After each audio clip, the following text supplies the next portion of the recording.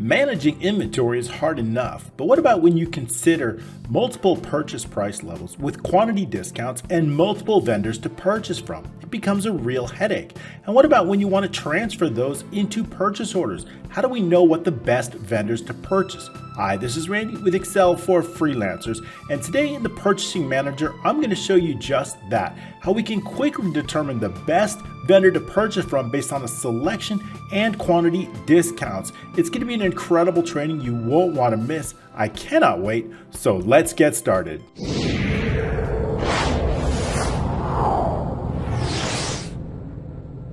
All right, thank you so much for joining me on this Purchasing Manager. I've got a really incredible application that I'm going to share with you today. And we're going to teach something that I've never taught before. So I'm super excited to bring this Purchasing Manager. In this training, we're going to learn how to deal with products with multiple different price levels from multiple vendors. We're going to be able to create different tiered pricing from different vendors and put them in.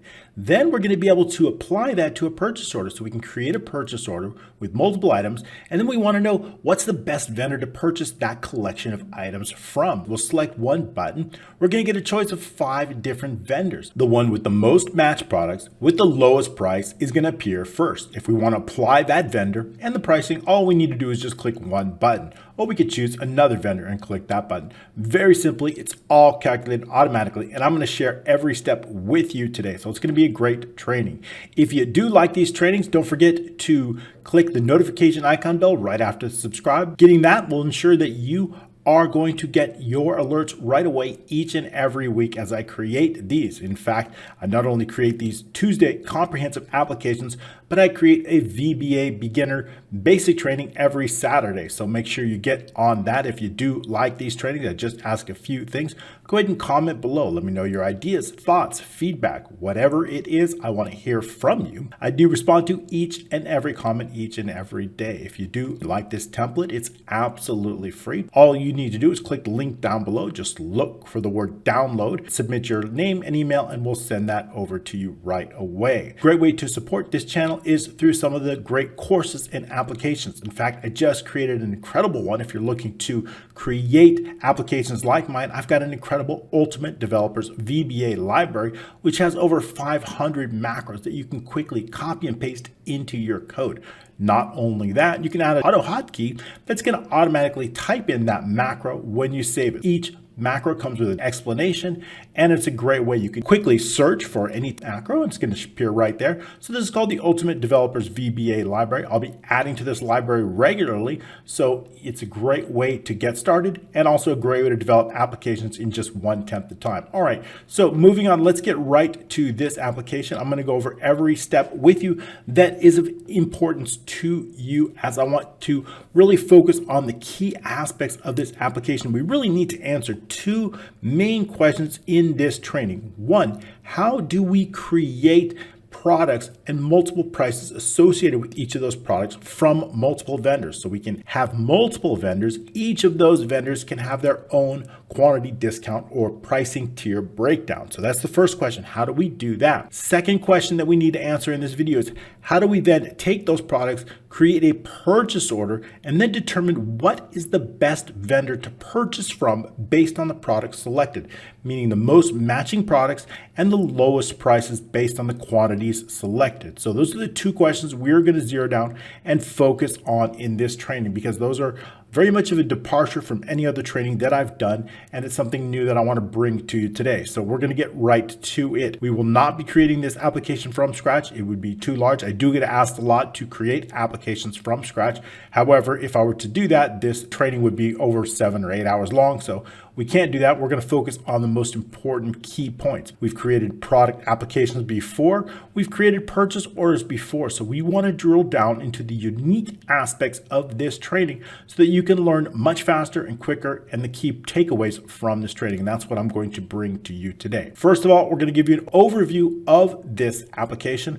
And then what we're going to do is we're going to drill down into the key aspects that answer those 2 main questions that we went over. So let's get to it. So we've got a product list. We can clear a filter here. We have many different products if we want to do that. So simply just clearing that is going to show up all of our products. I have over 600 100 products, each with their own pictures. If you do want the pictures associated with those, I get a lot of questions on that. I make those pictures, icons, and all the other resources available on our Patreon platform or YouTube Silver, either one, they're both the same. So same benefits, so you can join us there. I'll include the link down below. Okay, great. So what we might want to do is we want to filter by category or subcategory. If we want to take a filter, we just start typing it in, and maybe we want to filter as you saw. So we can filter and drill down. When we make a selection on a product, the product information shows up, and vendors that have quantity discounts can show up here. If we want to add a brand new vendor with more quantity discounts, we would just select the vendor here. Then we would start entering the quantity discount. So maybe this vendor, anywhere from 1 to 50, the price is going to be $3.39, and if we order 51 through 100, the price is going to be $3.29, and more than 100 to maybe $9.99,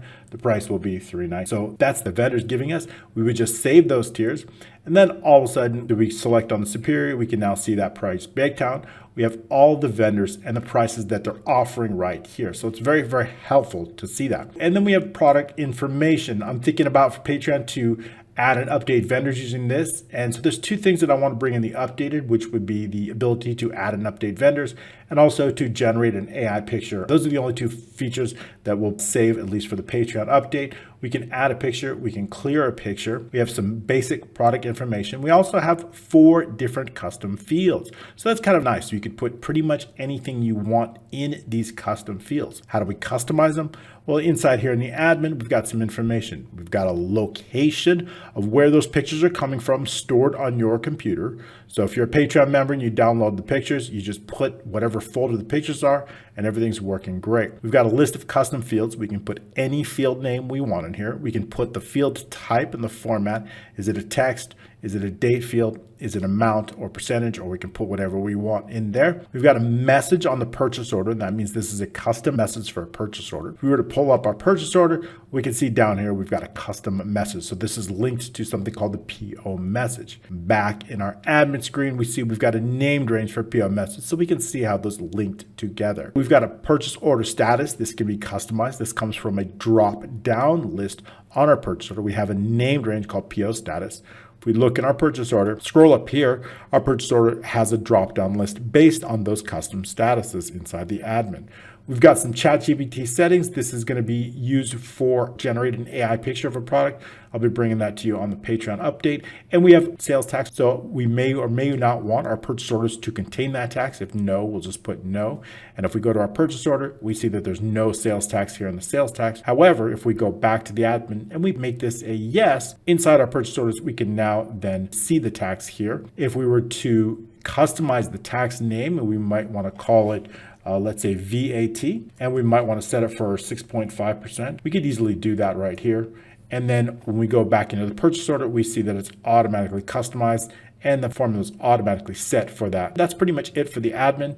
Products we went over. Purchase order, we'll just do a brief overview. We can search for any purchase order here just by entering the number and it's going to load up. So we have that ability. We've got a purchase order date, the status, and the paid amount. We can save. We can create a brand new purchase order. We can print, and we can delete a purchase order. We can, again, load it by just putting it in here. Once we load a purchase order, I want to determine what is the best vendor. Let's do this one, okay? I've got 4 different items here. I've got 100 of each, and I want to know what's the best vendor to purchase these from. So I just click Display Top 5 Vendors, and what that's going to do is going to calculate automatically. Our vendor, ABC Company, is going to be our best. We have 4 items here. All 4 items match. This vendor only has 3 items. There's no pricing on the Pepsi 6-pack can here, so we probably wouldn't want to buy from that vendor. We do have 3 different vendors that all the prices matched. We noticed that ABC Company has 4 items and the total cost would be $12.76, while Fredder's Foods would be $13.42, and also XYZ Corporation at $14.12. So I'd like to use this company and these prices. We notice here that it says vendor Fredder's, and we notice the cost $3.99, $2.95. So we see that the total cost is $12.51. So we want to update the cost. Obviously, the cost would be more. So we're just going to click Add Vendor here. That company to ABC is going to update here. And of course, it's going to update the cost. Now, if we were to change those quantities, it would automatically update based on the quantity discount. Oh, let's change that to 250. I want to go with larger amount. And then as we do that, we see that they change automatically. So we can see now our costs are lower here if the quantity discounts meet those totals. So as we add more items, the cost per item would then then be lower in some cases. Notice that this is $2.99, $3.49. This price dropped because we're using more, so we could simply apply those prices again, and we just click there. So we can easily, quickly, and automatically figure out what's the best vendor, and then take that vendor information, put it here, and then we can print a purchase order out or email it or whatever to the vendor, and we'd order those products. So very, very nice. Purchase order database. Now this is simply a basic database where we have our purchase order ID, our vendor. Sometimes we may or may not have a vendor if we haven't chosen a vendor yet. Maybe we've selected some products, but we haven't decided who the vendor is. So that's certainly possible. The date, the status, the paid amount, and the total. Relatively simple. We've got the purchase order items. These are the individual items for every individual purchase order. This is purchase order number 1. These are the items that are associated with purchase order number 1. These are the items purchase 2, and so on and so forth. Each one is a name, quantity, unit of measure, cost, total, the purchase order row that's associated, and the database row. Okay, I've also got a product database here. So let's bring this over here. I want to show you this first. Remember, we have a list of products, a lot of products. In fact, I've got inside this product 624 of them. So it's quite a sizable product database. And in each individual database, we have the name, SKU, category, subcategory, preferred vendor, default purchase quantity, the unit of measure, and the base price. We also have a picture, and then we have the 4 different custom fields. Also in the product pricing database, remember in our product, we've got different vendors. Each vendor comes with different quantities and different prices. So we need to store that somewhere. And that's going to be stored in our product pricing database. We have the product ID. We have the individual product name, very helpful. We need to know the vendor ID and the vendor associated. I've got a list of vendors here, a vendor ID, a vendor name, and some vendor information here. So we also want to know what vendor is giving us what price. I want to know the tier level. Let's scroll up to the top so we can see. I want to know the tier level, 1, 2, 3, or 4, how many levels. If we see inside our product, this would be tier level 1, 2, and 3. However, maybe we can have up to, what did I create? Up to 16 tiers. So that's certainly enough. And so also we have from quantity and the to quantity. Notice in our products, we have our from quantity and our to quantity and our price. So all of that needs to be stored somewhere. And that's in this product tier pricing database. We've also got the price and the database row that's associated with that. So that's it for the database. So what we're going to do now is the first I want to share with you, how do we add this information into the vendor quantity discount? So we're going to go jump into VBA. We're going to skip some of the information in this training, like how to filter. We've been on that before, how to selection, how to load products. All that's standard stuff that we have been over in other applications. In fact, I've got applications dedicated just for inventory and things like that. Again, I want to drill down and answer some really important questions on how do we store and create quantity discounts for these products. So that's what we're going to do right now. So let's take a quick look inside developer, and we're going to get into the VBA and see how we can make this happen. And so developer and then Visual Basic. If you want a shortcut, it's Alt F11 that's going to get you there. And briefly, we've got 5 different modules here. So I've got a product macros. Now this product macros is pretty general. We've got a list of products. I'll just go over briefly. This macro is just going to list out these products. It's going to be based on a filter that we have here. And we'll just clear this filter so we can see all the information here. So the job of this macro is simply to list the products. When we create a new product or we save an existing product, we want to list all the products. So we want to clear all the contents and we want to run an advanced filter. So we would just simply go into our products database, run an advanced filter on our products. We've got some, let's pull it all the way over here, criteria here, product ID, and then we would get those results, and then I'm going to bring those results. So notice if I decide I want to type in a category and I want to put in drinks here, I can do just that, and it's going to show all the drinks for the given category. I can search by any different item, which is really cool. So I can search by a product name if I want to look in Pepsi, and I can see just those that contain Pepsi. So it's a really great dynamic search feature. I've done this in many different applications this type, so it's a really easy to use search and locate. All right, so here's what we're going to do. Let's just go back to where we were. I want to show those. So that macro here is just going to simply run an advanced filter, sort it based on name, and then return the results. Remember, this is not our focus. I'm just going over with you. Clear the filter is going to clear certain cells, and automatically it's going to then clear that. Adding a new product, we're simply going to clear some information, right? When I click add new product, All I want to do is just clear some cells out, clear the picture out, and then unselect any selected. So relatively easy. We're just clearing some information out. Loading the product, we're going to clear out all the cells that are associated with that. We're going to determine exactly what product was selected. I need to know the product row.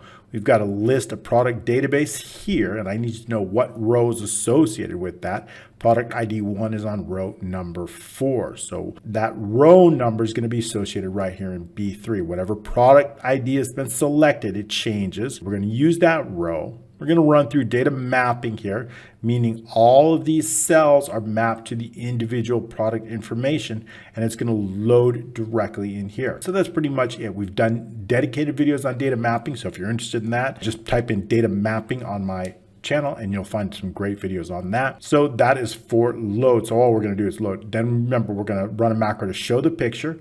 That picture is relatively simple. We need to create a path. Here's the folder called picture folder. Now here's the path. I've loaded the picture name located in B9. So when I take that picture name and I take that folder, it's a full complete path.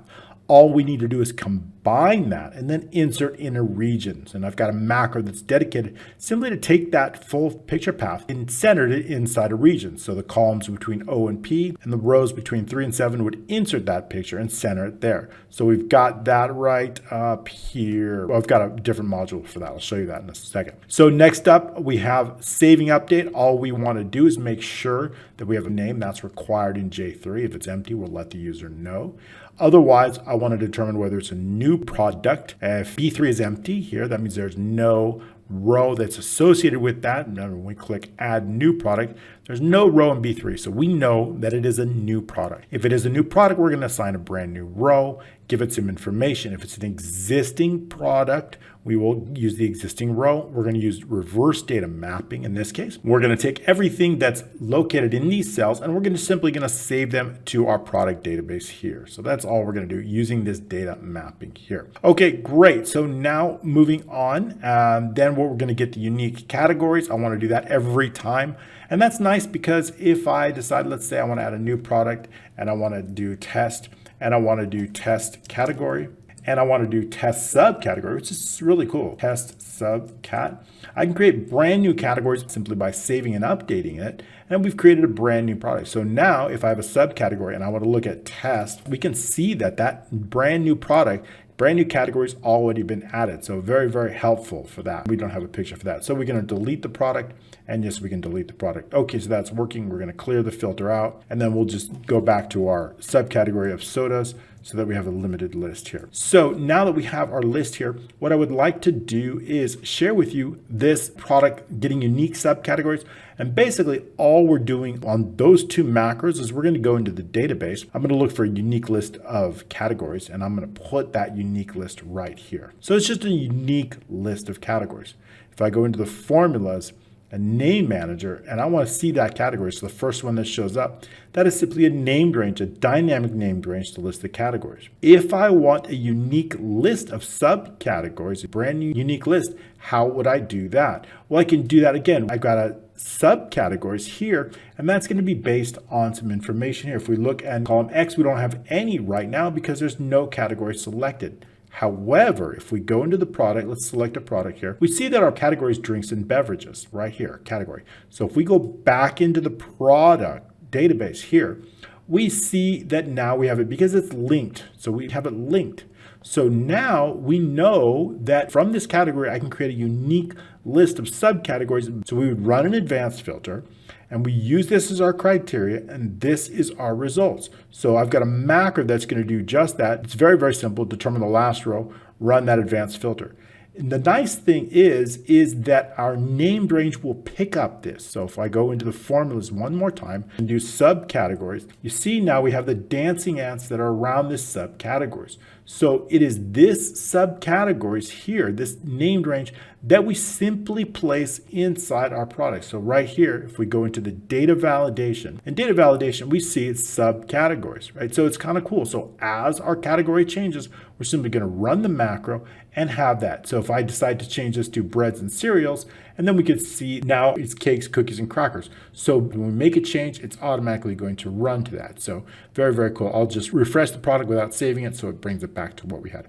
Okay, so that's the reason we want to get unique categories and get unique subcategories. Very helpful, so we can create it. We've got a save message. When I save and update that, you're going to see a fade out message come right about here called product save. It's going to let the user know. And then product delete, which you saw in action. Okay, very cool. But let's focus on attention to the vendor quantity discounts. What I want to do is I want to be able to select a vendor. If there's any price tiers for that vendor, I want it listed here. So for example, let's do XYZ. If I select XYZ, I want whatever price tiers are going to load for this. So that means that I want to create an advanced filter. I want to know all of the price tiers for this specific vendor for this specific product. If we look in our product pricing, everything is stored here. We've got a product ID and a product name. We've got a vendor ID and a vendor name. So let's say we load thick cheese pizza. We want to know all of the prices for our quantity to quantity. We want it to load directly in here. So that means we have an advanced filter. We have two criteria. We have vendor ID and we have product ID. Now, when we select a vendor, our vendor ID is going to be stored here. We're using if error index formula. So what it's going to do is it's going to look up right in this cell here. I want to know what is the ID of whatever vendor has been selected. And I want to place that ID right here. I've got some named range that are going to help us with that. So we're going to go into the name manager and we're going to drop it down here to vendor ID. So this is a named range for vendor ID. It's simply a dynamic name range. And I've got one more through vendor name. Now, if I index that vendor ID and I want to extract the row to determine what is the vendor ID, we can use the match formula to determine the row. We're going to look in M17. That is where our vendor name is. We're going to look inside the vendor named range. We want an exact match, so it's 0. And I want to return just on the first column. What that's going to do is going to return the vendor ID for that. If I know the vendor ID, I can automatically determine what it is. So that means I can create a criteria. Now I know the product ID, which is here, because when I select a product, that product ID is going to go right in here. That product ID is actually stored in a hidden column right here. So just take a look inside C. So if I unhide these, we can hide and unhide them simply by changing the format. If I click general, we see the product ID is visible. If I want to hide it again, I would just go to more number formats and I'd use custom, and I'm going to use 2 semicolons to hide those numbers, just like that. Okay, so that's going to hide them, but we know it's still here. So when I select it, our selection change event is going to take whatever the ID is in here, and it's going to place it directly inside B2. So I know the product ID is in B2. I know the vendor ID is in B13. So what I want to do when I change or make a selection here, that vendor is going to be placed directly inside M17. So what I want to do is create an advanced filter. I want to know only those pricing tiers for the given vendor for the given product. So let's take a look inside our product pricing database. We have some criteria because we need to create an advanced filter. And to do that, we need to link. So that product ID must be linked to the products on B2. That vendor ID must be linked to B13. Let's look at that one more time. Our vendor ID is in B13.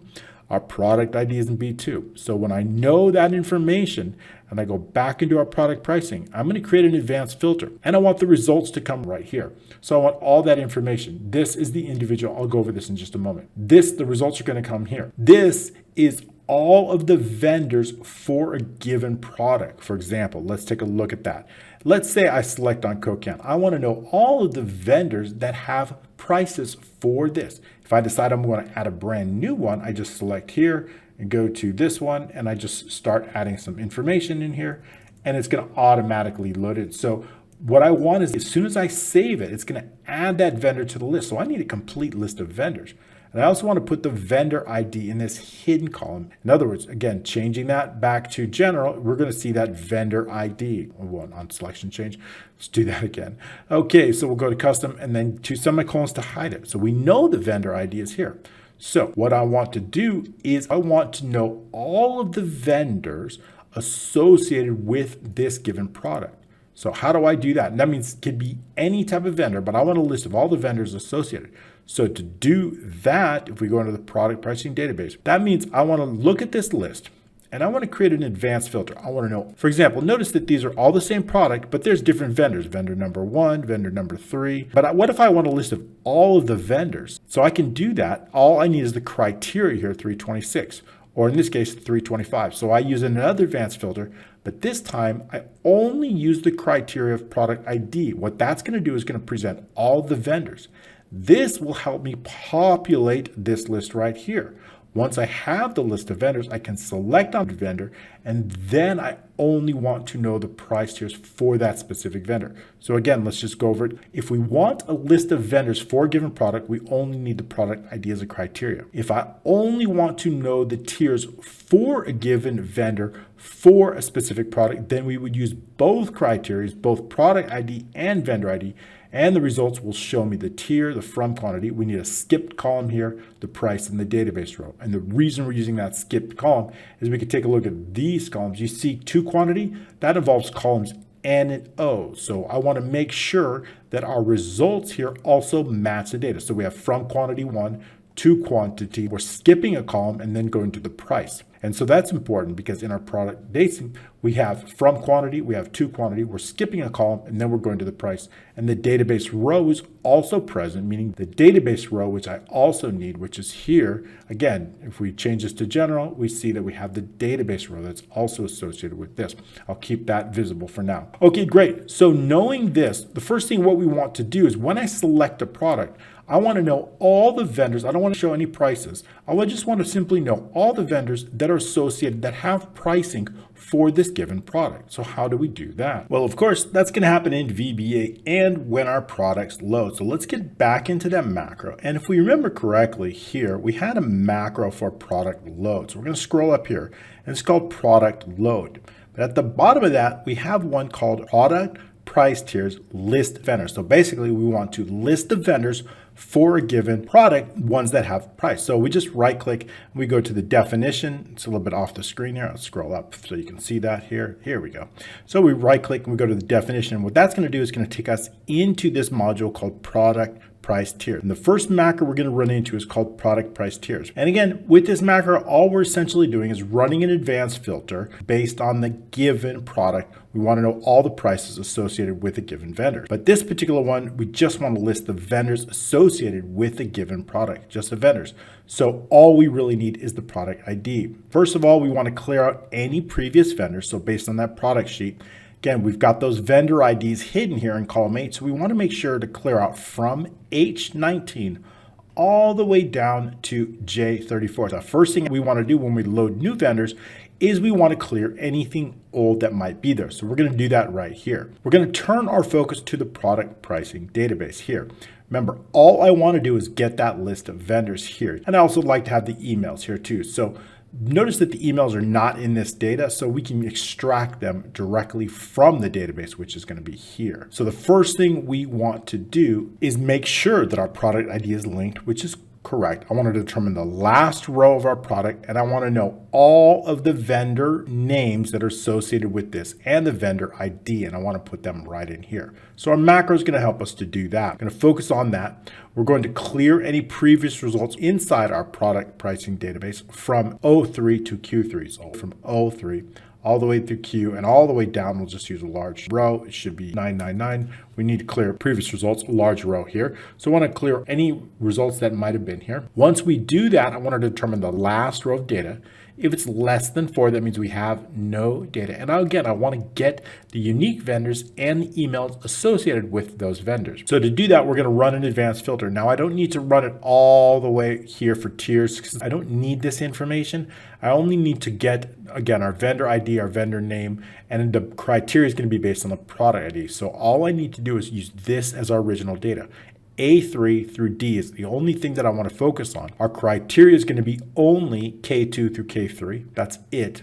And we want the results to come here. O through P. So that's what we're going to do inside our advanced filter. So let's bring this down a little bit so we can see both. We're going to run that advanced filter, that original data from A3 through column D all the way up into that vendor name in column D. Going to run that advanced filter. The criteria range is going to be K2 through K3, just the product ID, and the results are going to come O to P2. So we just want to have the vendor and the vendor name. We won't have any emails yet, so that's going to come next. So to do that, we're simply going to determine the last row of our results here in column O.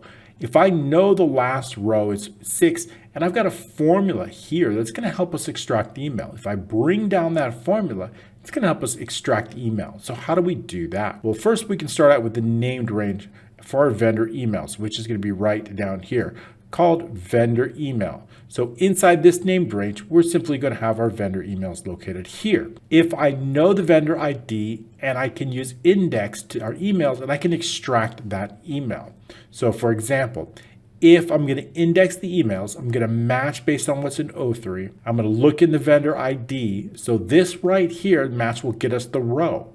If I know the row and I index the email with just a single column, that's going to return the email. If there's an error, it's going to return blank. Now, if I store this formula up here, even if I clear all the data out, once I bring the formula down, all I need to do is click on a product here, and we go back into the product pricing, and it's going to do just that. It's going to determine all the vendors associated with product 3. It's going to list them here. Then it's going to bring down the formula to the last row. That's the next line of code. Right here, Q3 through Q in the last results row. Formula is based on whatever formula is in Q1. That's going to bring down the email formula for the vendor. So now I've got my ID, my name, and my email. The ID may not be necessary in this, but I've brought it over. Then all we need to do is bring this information directly into our products here. So H19 all the way through J in the last results row plus 16. Why are we adding 16 in our code? I'll show you in a moment.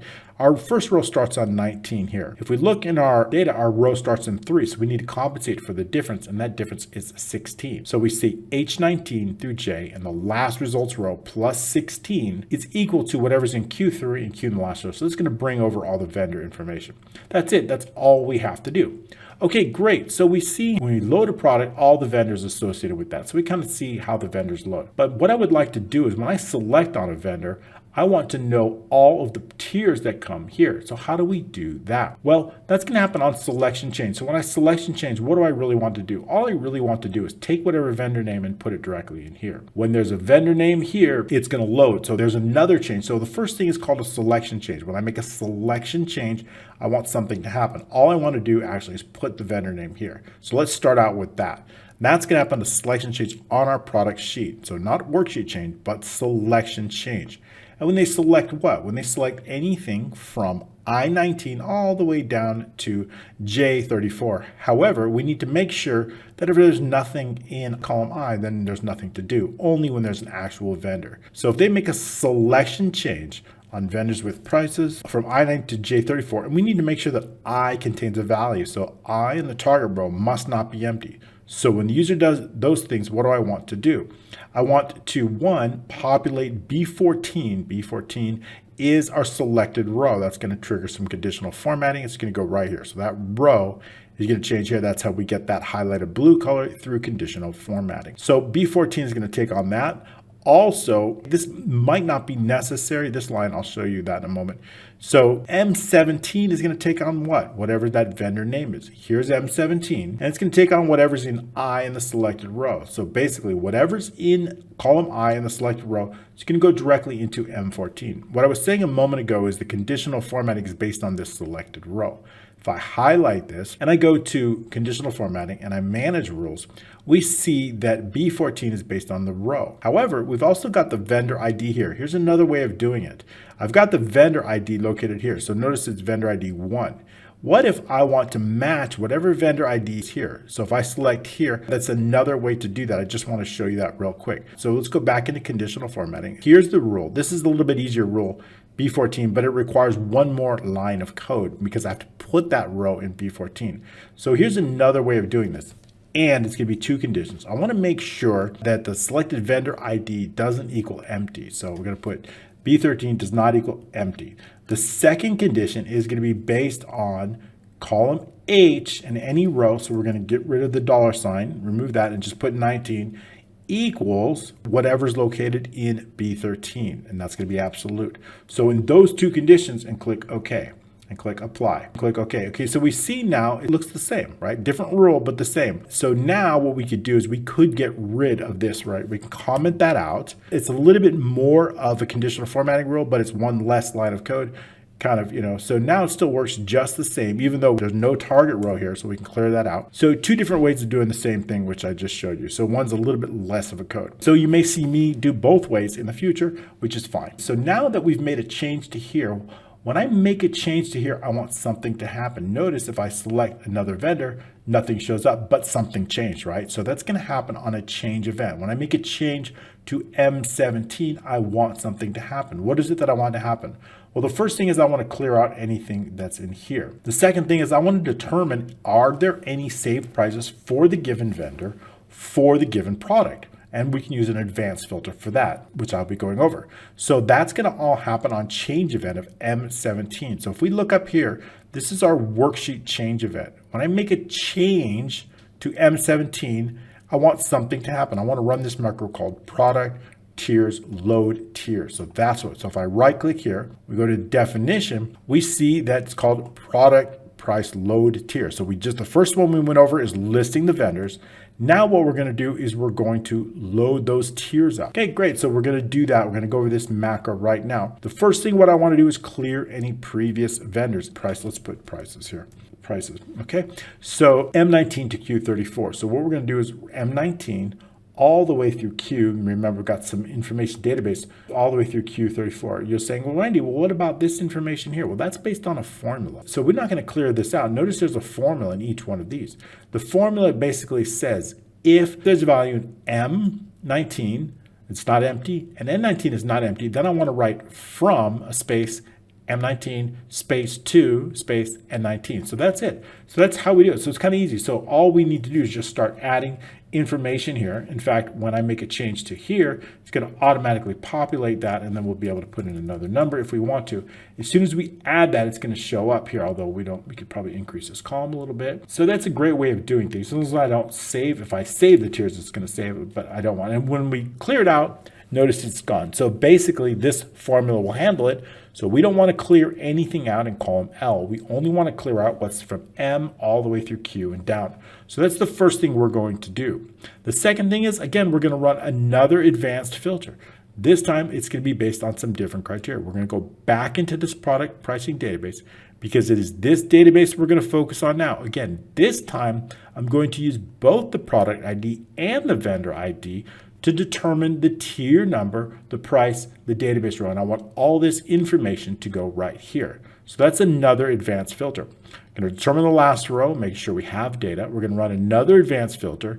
This time we're using the criteria, both columns K and L, both the product ID and the vendor ID, and our results are going to come S2 through X2. Now keep in mind that one more thing, when I have a blank column, it's very important to make sure that our original database must also have a blank. If I were to change this to I, it would create an error. So for example, we must make sure that our results come to J. If I were to change this to I, which is our last row of data, but our results have a blank, it's going to create an issue. So let's select on that, and we see that we have the extract range is missing or invalid field name. If we debug it, it's going to go directly on that advanced filter. It's saying, hey, your results, if we take a look inside our product pricing, contain a blank. However, your original data has no blank, so there's an issue. So if we extend it to column J, which is blank, then we are good to go. We can continue with the macro. And just to reiterate, when we're using merge cells, we may need a blank, and we did here. We've merged here and columns N and O. So this is a merge cell, so we need to make sure that we compensate for that blank cell. The reason we do that is because I can bring everything over into one particular easy row. So all the way from M through Q is simply equal to our results from T through X, and bringing them all the way in there. So that's exactly what we're going to do as we're coming up to it. So we're going to determine the last results row based on column S, that tier number. And then I want to sort, although I think it's almost always going to be sorted, I do want to sort it by tier number just to make sure. And we're going to sort it based on ascending. We want the earliest first. So we're going to sort it based on tier number, although it should always be sorted just to make sure. If I have just one tier level, there's no reason to sort it. So that means if the last result row is less than 3, right, then we can exit the sub. That means there is no data. If it's less than 4, we can skip the sort and go right down here. However, if there is more than one row of data, we do want to sort it based on that tier. And that tier is located in S3. And I want it ascending from lowest to highest. The data range is going to be S3 through X. And we want to apply that sort. So that's going to sort it based on the tier. Then again, all we have to do, see, it's just one line of code, because if we were to collapse this and remove it, we'd use 2 lines of code. So one line of code, M19 through Q in the last results row, again, plus 16 because we're compensating for that additional row. It's starting on row 19 here. Our results are starting on row 3. And so it's going to come directly over, bring over, instead of vendors, bring over pricing tier details. Okay, so now that we have that, we've brought over the pricing, great, so we can understand that. We also want to be able to add, update, and edit tiers, right? So if I have a brand new company, I want to add some tiers. Let's say this, we don't have any tiers associated with that, but I want to add some. So we'll do from 1 to 100, and I want to set this price to maybe $389, and from 101 to 500, $379.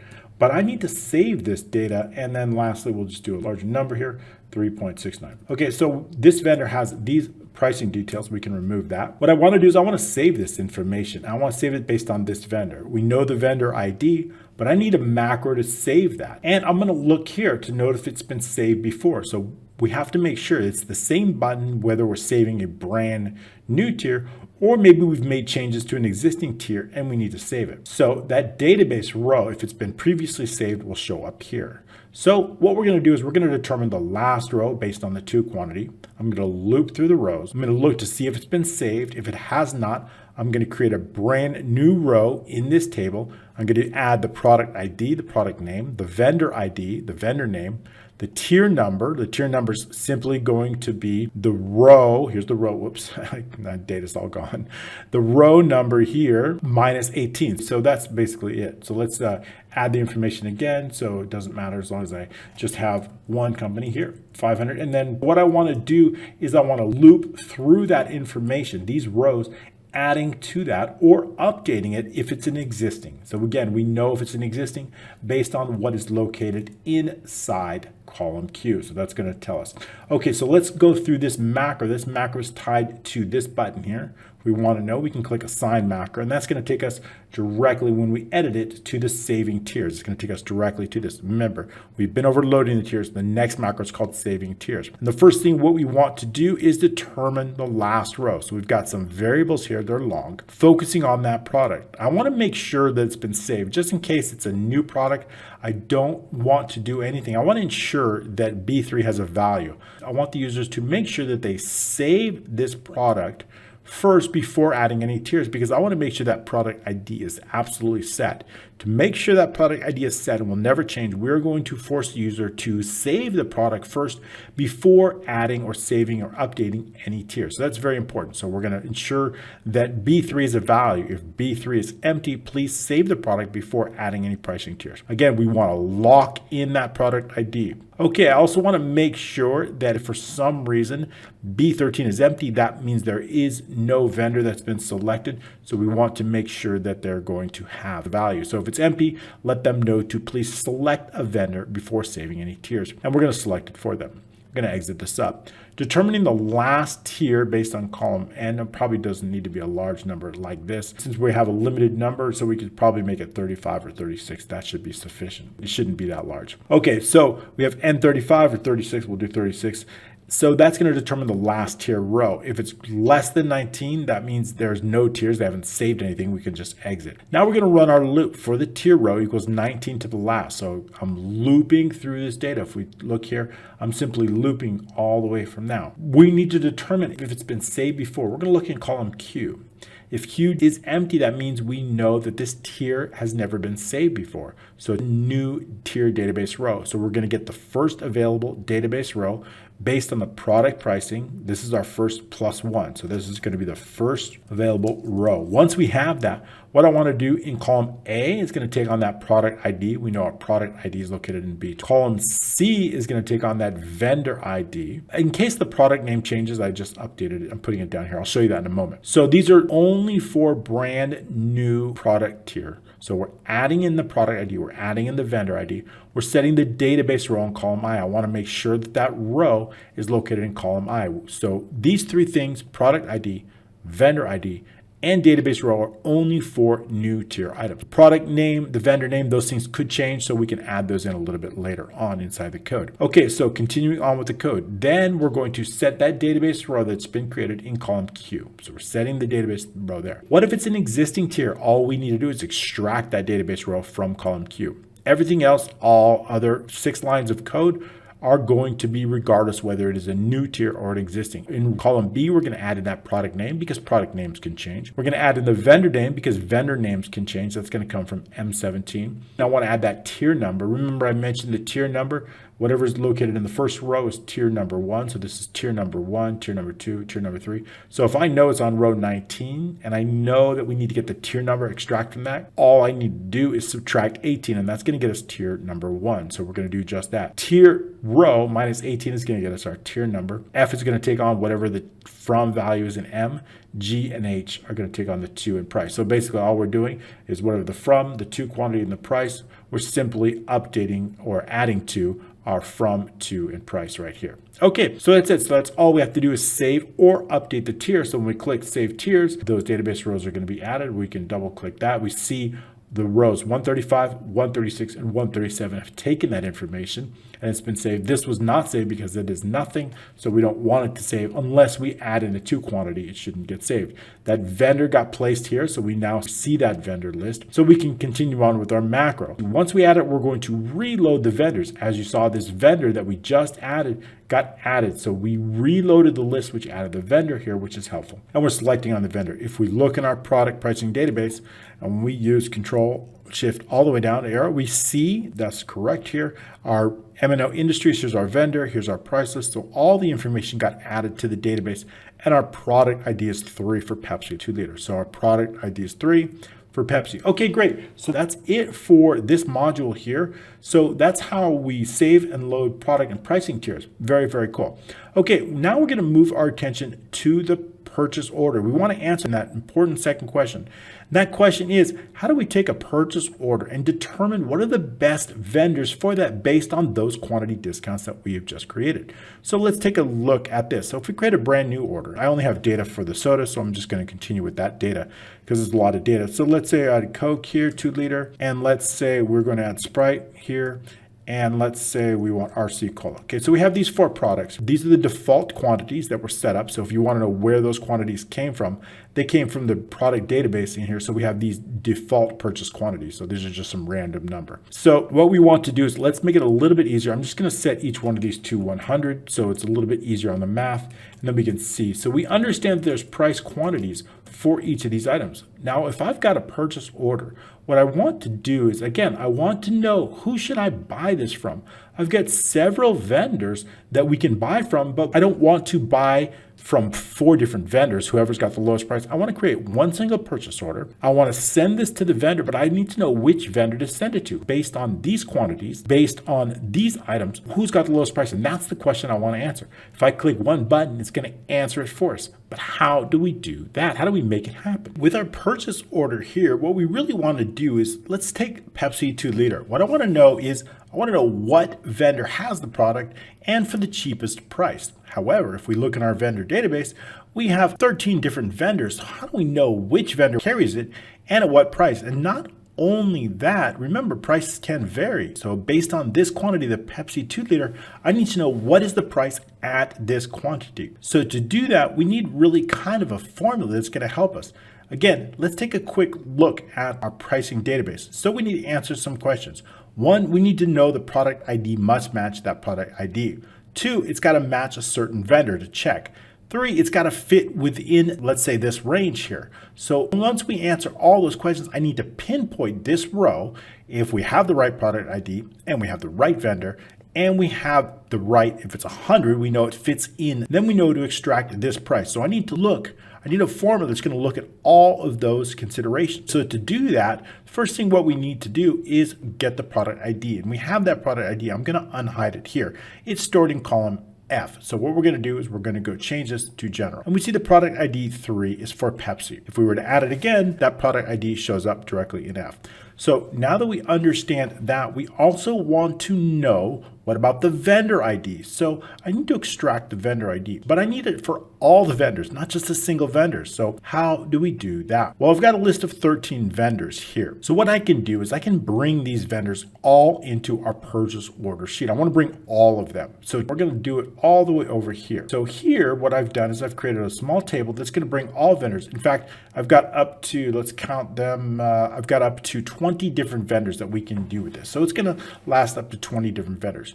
So I've got the vendor name here. And if you see, each one of these is linked to the vendor database with a column. So I've got our first vendor, our second. So all of these vendors, we have 13 vendors here, and then we got nothing here because there's no vendors beyond that. So with this little table, we can have up to 20 vendors. So this is directly linked to our vendor database using an indirect formula. I also want to know the vendor ID. Down here, I've linked the vendor ID just to put it down here at the bottom of the table. So the vendor IDs are also linked to column A here inside our vendor database. Our vendor name is linked to column B. So here we've got the vendor name and the vendor ID. So it's really this vendor ID that I want to focus on. So again, I want to create a little bit of a table here, and I've got a formula here. Now in this formula, I want to do a few things. I want to, one, check the product ID. I want to check the quantity to make sure it's over or under that, right? Make sure it's within that limit. And if it is found, I want to find the cost, and I want to multiply it times the quantity of 100. So let's take, for example, this Pepsi 2 liter. We know it's product ID 3, and we know that if we sell 100, we're going to sell it at what price? It's $3.69 from ABC. So how do we know that? Well, we need to find the row. We can use a formula for that. So what we're going to do is we're going to look down here, and we're going to look inside this. So we're looking for product number 3, Pepsi 2 liter. We're looking for ABC, and we're looking to see where it fits. So it's found right here. So basically, I need a formula that's going to find product ID number 3. It's going to find vendor ID number 1. And it's going to look the purchase order quantity. We have it set for 100. We need to find where is this. If we take a look back inside our pricing database here, we see we've got all the matching ABC. So we're looking in this group right here for ABC company. 1 through 50, it's not found. 51 through 99, it's not found. However, it is found within 100 to 500. So I need to find this row, and I need to find this price. I need to take this price, $3.69, and I need to multiply it times whatever we have in our purchase order, which is 100.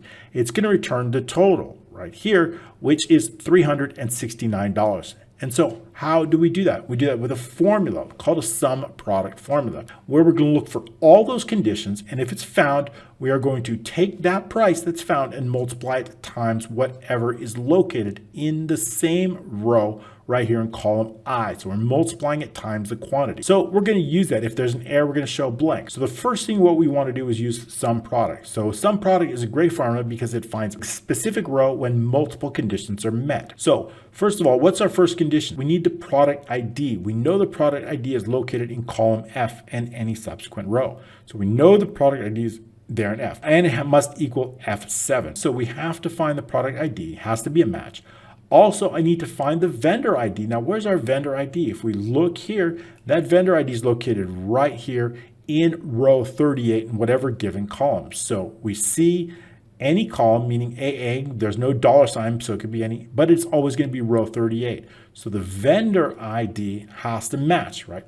We also have to meet the product from quantity and to quantity. So that means whatever's the quantity in I7 must be greater than or equal the product tier from quantity. And we need another fourth condition. That fourth condition is I7 must be less than or equal to to quantity. So let's just take a quick look at that one more time. Let's escape out of there. Product pricing. So we have our Pepsi 2 liter here. Let's escape out of that formula and go back in here. So we have our Pepsi 2 liter here. And here we have, again, must be greater than or equal to from quantity and must be less than or equal to to quantity. So we have our matching row. So it's found here. So once we found the row, the product ID matches, the vendor ID matches, the quantity matches. Now what I want to do, I want to index that price. I want to extract that price based on the row. So we can do that. So let's go back into our purchase order formula right here. So what we want to do is we're going to use the index. So we're indexing, I'm looking at it, and we're basing it on a named range called product tier price.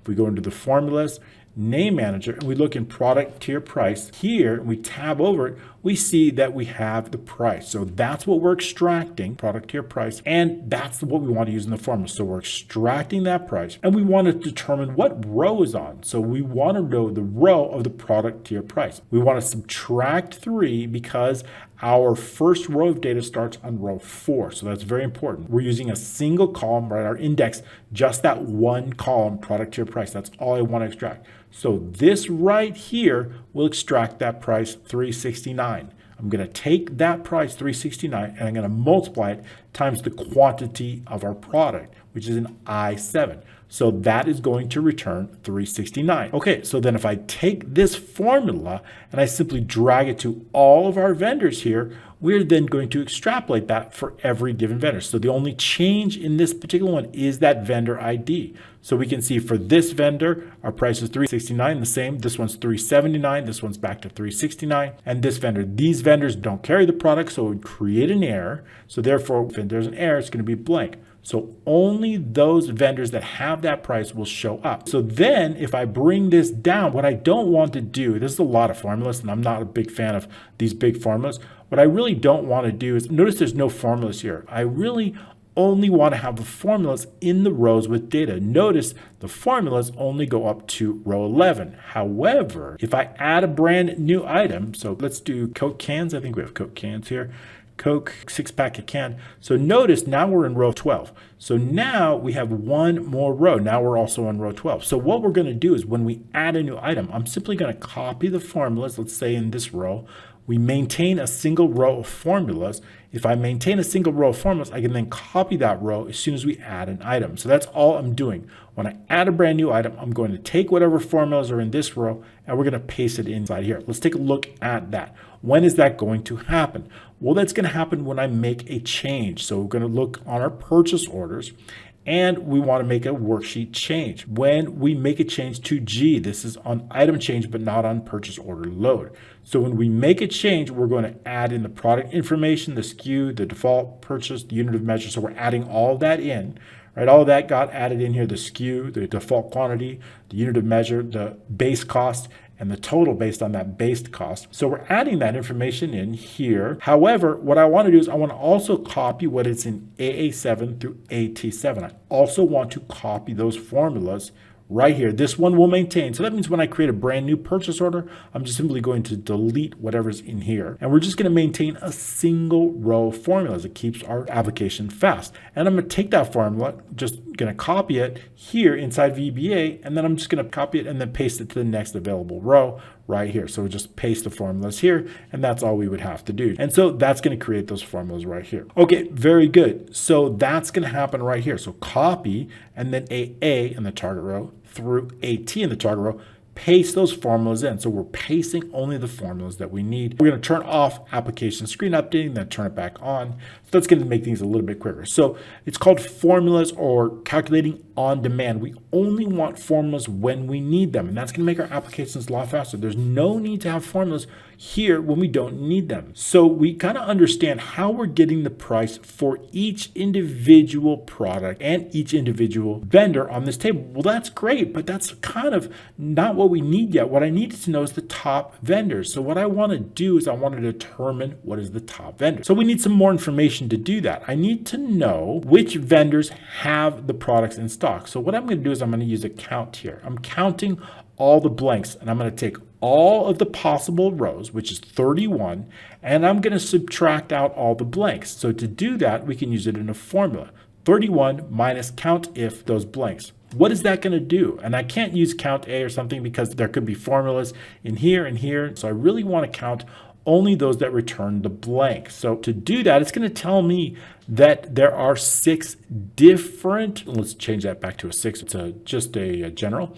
So it's going to tell me that this vendor has 6 different products that they carry for our purchase order. However, this vendor only has 2. So they're going to put that number here. Because even if a vendor has low prices, if they only have 2 of the 6 products, we don't want to buy from them. We want to buy from the vendor that has perhaps almost all of the products that we want. So this is going to tell us that. This 6 is going to tell us that they have 6. I also want to know the total purchase price. So the total purchase price is pretty much the sum of all of that. So that's going to help us. So if I know, let's say that there's 1, 2, 3 vendors that have 6, then all I want to do is determine, okay, which of those 3 have the lowest price? So this one, 2081 would be first, this one, 2116 would be second, and this one, 2130 would be third. And I would want to put maybe this one in 4th place because it has 5 items, and then this one and this one last because they only have 2 items. So what I need to do is I need to take all this data here. I need to sort it based on several conditions, based on the number of products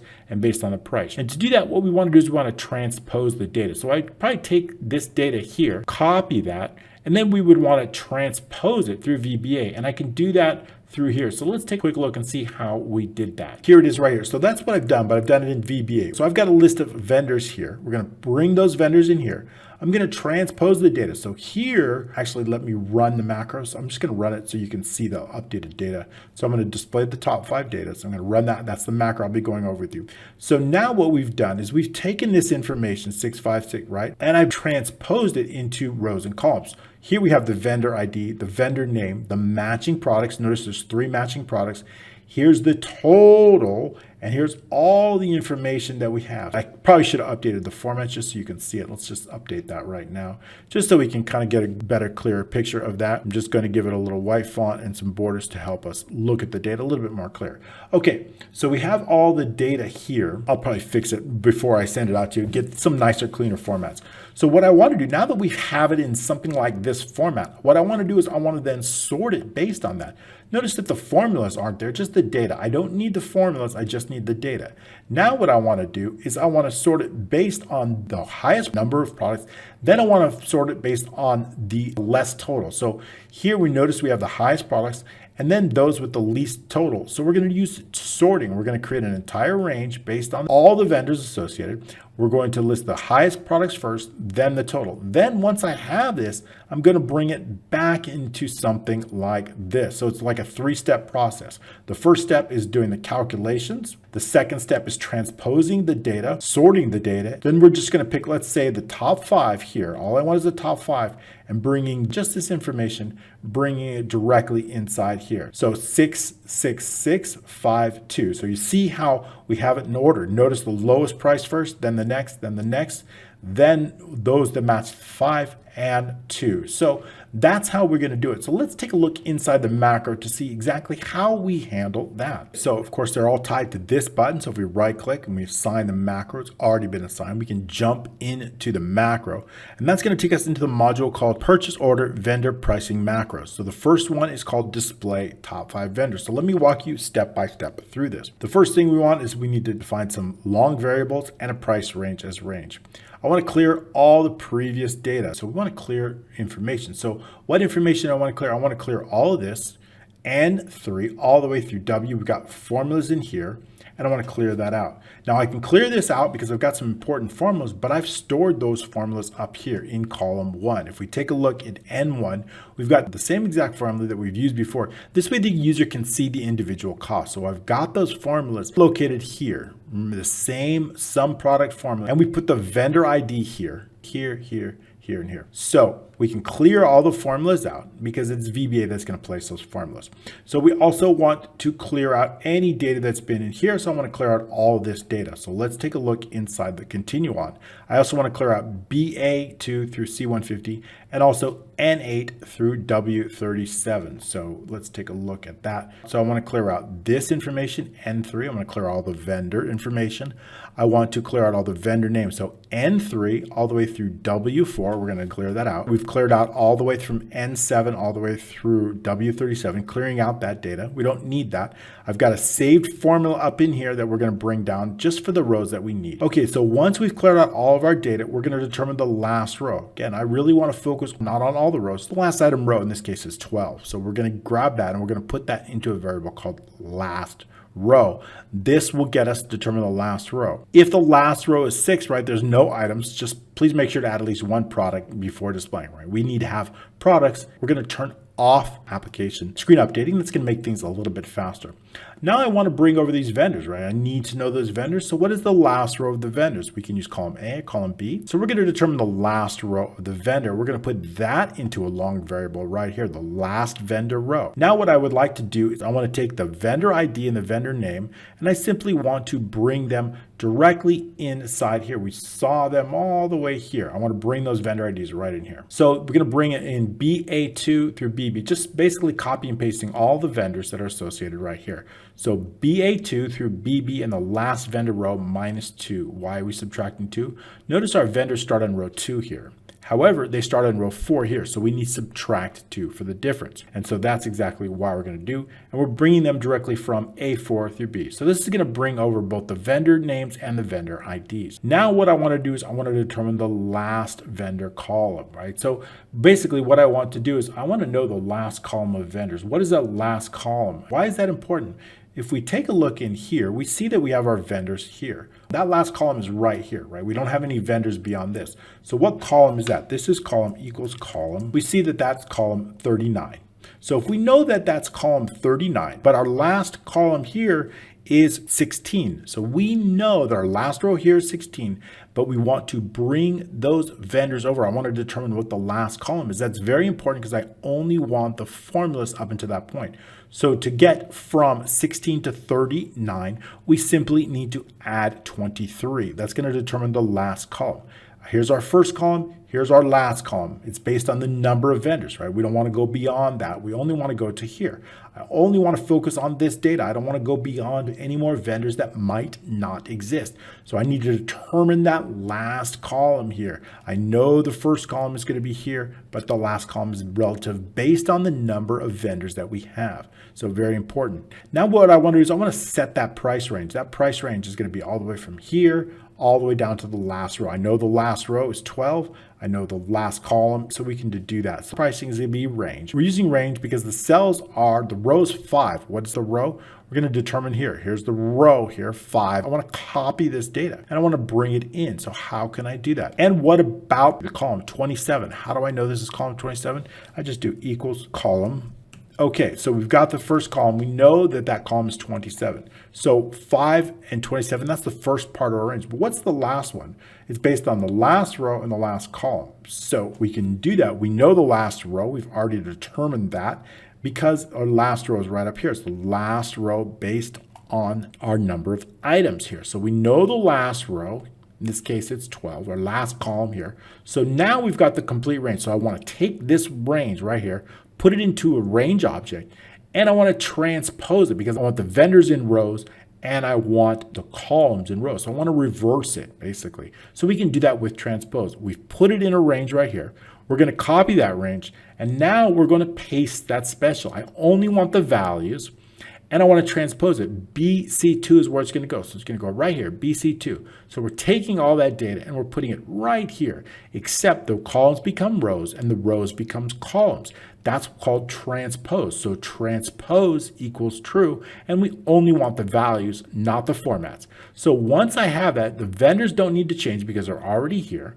I've got all the data. So here's all the data. We've got the minimum products. We've got the total. So all the information. Now, once we have it in this general table, what we can do is we can then sort it. This range, we can create an easy sort based on that. Now we're going to focus on that sort. And again, we want to run 2 sorts. The first one, I want to focus on the matching products. And I want the highest number of matching products. Highest first, descending. Our second sort based on ascending, our lowest first. So that's what we're going to have. We're going to have our first sort based on BC2, descending because we want to sort by most matching products by a vendor. And we want to sort it on normal. Our second is going to be by lowest cost. This one's going to be ascending and it's going to be based on BD2. Now we're going to set the range. The range is going to be based on BA2. Here's our first part of the range, all the way to our last one, whatever it is. So we can set it right here. Setting our range is going to be based on the purchase order. Cells 2, we want on row 2, column 53. BA is column 53. Our second part of the range is going to be based on the last vendor row plus 2 and the last row plus 50. So we set the columns. We set our entire range, and we're going to apply that sort. Okay, now that we've sorted it, I just want to grab the top 5. So I want to grab the top 5 right here. I want to know the vendor ID and the vendor name, and I want to place that in here. So I'm going to take that information. I want the vendor ID to go here, here, these top 5, the vendor IDs to go up here. I want the vendor names to go into here. And I want to take whatever formulas are in here, and I want to bring it down however many rows we need. So that's exactly what we're going to do with the rest, adding those top 5 vendors. We're going to run a loop from 2 to 6. Why 2 to 6? Because our top 5 vendors are directly here, 2 to 6. This is where our top 5 vendors are. Knowing that, all I need to do is grab the ID and grab the vendor name. So vendor column is equal to 14. What does this mean? Now this is a little bit complicated. Why is this important? Because the vendor column is going to be this, or this, right? So we've got up to 5 different. However, if we notice, they're merged cells, right? So let's take a quick look down here. We notice that this is column 14. The second vendor is going to be on column 16. So we need to skip 16, 18, 20, and 22. Never mind the formats, but you get the point. So we know that the first vendor is going to go on column 14. We know that the second vendor is going to go on column 16. So we need a little bit of a formula to determine what the column is. So that formula is right here. 14 plus the vendor row. Now our first vendor row is 2. We know that here. So if our first vendor row is 2, 2 minus 2 is 0. 0 times 2 is 0. So that means our first vendor column is going to be 14. Our second vendor column, our vendor row is 3. Minus 2, that's 1. Times 2 is 2. So this formula, that means our second vendor column is going to be 16. So we can see how we can do 14, 16, 18, and so on to get the correct column. Okay, very good. Now that we have the correct column, we know what column to put in vendor 1. All we need to do is take that vendor ID, put it in row 3 of the vendor column, and it's going to come directly from BA and the vendor row. So we're taking inside from BA here, which is our vendor ID, BA. So as we move down these IDs, which we're going to put in row 3.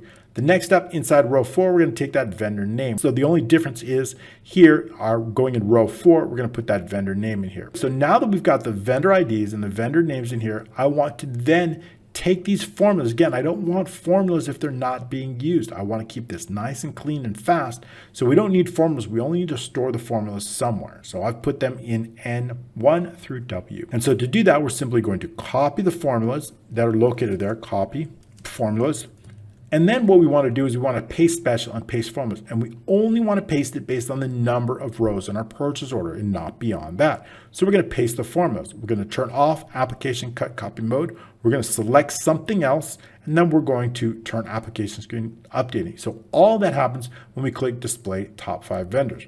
Okay, very, very cool. So just like that, we've got the top 5 vendors. We see how the vendor IDs are here. This time our formulas are going to do something a little bit different. They're simply calculating our price. So here we're just extracting the price. We're not multiplying it times the quantity. Here we're multiplying it times the quantity. And the reason is that the user can see the given price. And now what they can do is kind of a nice feature. If they change this to 500, they can see right here how the price differentiation is based on that. So they can see that. So it's kind of a nice. Okay, so now notice that we've got the vendors, but maybe we say, we notice that there's a bit of a savings on this vendor, but this vendor has been delivering late and we don't like their attitude, and we really want to use vendor 2. So what I really want to do now is I want to take all these costs and I want to apply them to these costs. And I want to take this vendor name here and I want to put it under the vendor, and then we'll send it to them. So basically we want to apply these vendors, or maybe we want to apply vendor 3. So I've created 5 individual buttons here. Clicking on one of those buttons is going to do just that. It's going to take these costs, it's going to apply them to here. And then what we're going to do is going to take that name, it's going to apply them to here. I've given each one of these buttons a name called Add Vendor 1. This one's called Add Vendor 2, so on and so forth. And the reason is I want a single macro to do it. Regardless of the button they press, a single macro is going to handle that. And that is the next and last macro we're going to go over, called Add Vendor Pricing. So we want the vendor number as long, the last product row, and the vendor column as long. Okay, that vendor number is we're going to extract from the button they've clicked. If they've clicked button Add Vendor 1, application caller is going to tell me what the name of the button they clicked. That's called Add Vendor 1. If I remove the text Add Vendor, then I'm going to know the number is going to be number 1, or I'm going to know 2, or so on and so forth. So what I want to do is I want to extract that number. And I also know that this is column 14, so I want to extract that information. I also need to know the column. So the vendor number, we're simply going to take the name of the shape they've called. we're going to use the replace statement to remove the text add vendor. What is that going to leave us with? That's going to leave us with the vendor number, either 1 through 5. If for some reason the vendor number equals 0, which it should not, we're going to exit the sub. I need to know the associated column. Again, we're going to see that same formula. Vendor number is 1, then we're going to subtract 1, it's going to be 0. Times 2 is going to be 0, so our vendor column is going to be 14. If the second vendor, 2 minus 1 is 1, times 2 is 2, plus 14 is 16. So this way we can calculate the correct column. I need to know, is it column number 14, 16, 18, 20, or 22? So that's very important. Once I know that, I'm going to put it into a variable called vendor column. I also want to know the last product row based on column G35. I need to know how many prices to bring down. Once I know the last row, I'm going to simply copy whatever column we've selected, and I'm going to paste them right here. And that's exactly what we're going to do inside the next step. So if for some reason the last product row equals 6, we're going to exit the sub in case there's no products. Now what we're going to do is we're going to copy over the vendor prices. We're going to take them from the last product row in the vendor column. So we need a range. Let's take a look at the range. Here's the range. We're going to start out at row 7 and the vendor column. We're starting out right here, row 7. But the last row, we need to determine the last row in the range. So the last row is going to be based on the last product row in the vendor column. So this is the entire range. We're going to take the values of this and we're going to place them directly inside column K, which is our product cost. Lastly, what I'm going to do is I want to set that vendor name. Now we know the vendor name is located in row 4 and whatever column. So whatever row 4, we can use cells, row 4 in the vendor column, this is the vendor name. We're going to put that into H2. And that means when I decide I want to select vendor 2, it's going to take that vendor name and it's going to take those prices, it's going to put them directly inside here. So now we see the total of 2116 is exactly the same as the total here. So now we know what vendor to send it to. We know that they got the second best prices, or maybe we do like vendor 1 and we can simply click vendor 1 and it's going to add vendor 1 prices. And it's going to set the prices here. When I click these buttons, we see that we have some slight changes on the prices. Okay, cool. So that is exactly how we can take the optimal pricing based on individual pricing costs and quantities and tiers and bring them into the purchase order to very quickly find the best vendor with the best prices and then create a purchase order based on that with just a few clicks.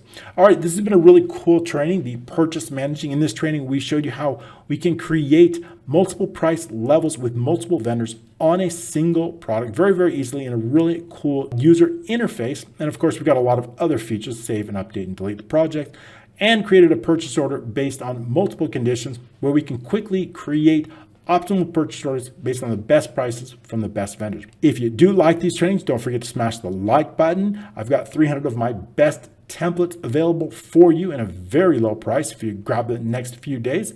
I'll include the link down below. Thank you so much for your continued support, and we'll see you next week.